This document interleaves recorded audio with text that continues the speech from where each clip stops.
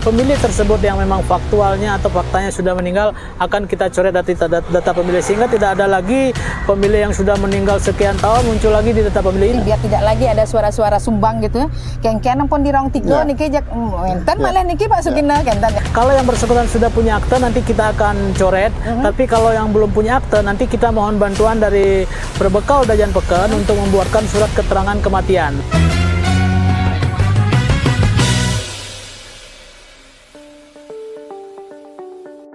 Salam jumpa teman pemilih, senang sekali saya Ani dari Komisi Pemilihan Umum Kabupaten Tabanan bisa berjumpa lagi dengan Anda, tentu saja dalam Ngidu, ngobrol asik sadar pemilu.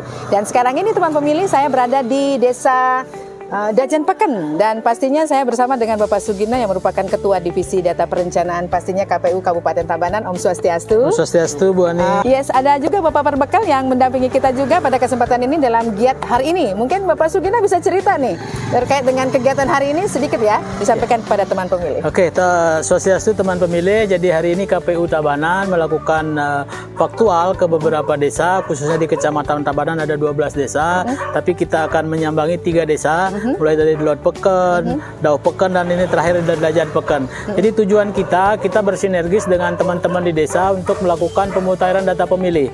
Jadi selama ini data pemilih kita ada yang sudah meninggal, kemudian masih tercantum, kemudian ada yang data ganda, ada tidak padan, kemudian ada yang padan.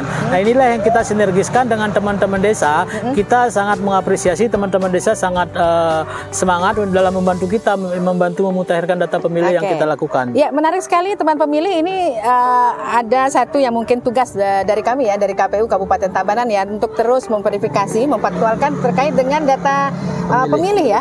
Ada beberapa kali kita mendapatkan informasi yang meninggal pasti terus nongol lagi kayak begitu ya.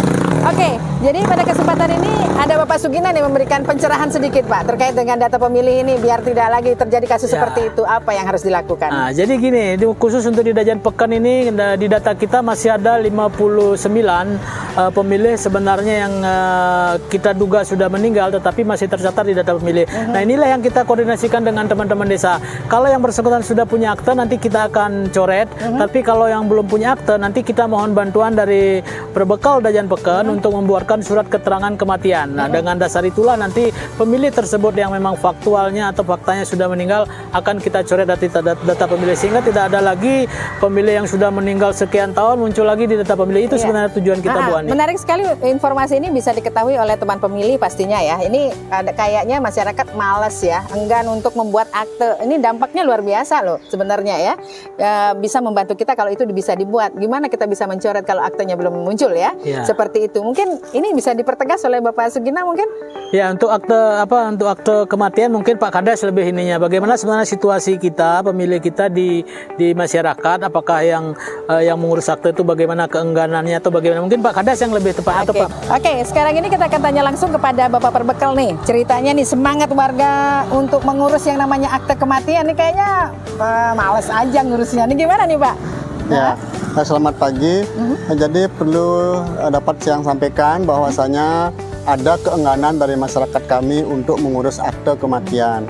Di mana karena dianggap bahwa akte kematian itu tidak akan berguna bagi mereka karena orang yang diurus itu dalam keadaan sudah meninggal. Ya, tetapi apabila ada masyarakat kami itu yang melanjutkan ke administrasi yang lain seperti untuk mengurus santimas, kemudian mengurus biaya penguburan, kemudian mengurus juga administrasi yang berkaitan dengan bank, itu baru mereka mengurus akte kematian. Ini sebenarnya salah satu permasalahan yang ada di masyarakat, tapi yang jelas kita mohonkan kepada Bapak Perbekal ya Pak Sugina juga ya, untuk mendorong masyarakat terkait dengan pemilu nih sebentar lagi 2024, pastinya data itu harus benar-benar akurat gitu ya, jadi biar tidak lagi ada suara-suara sumbang gitu.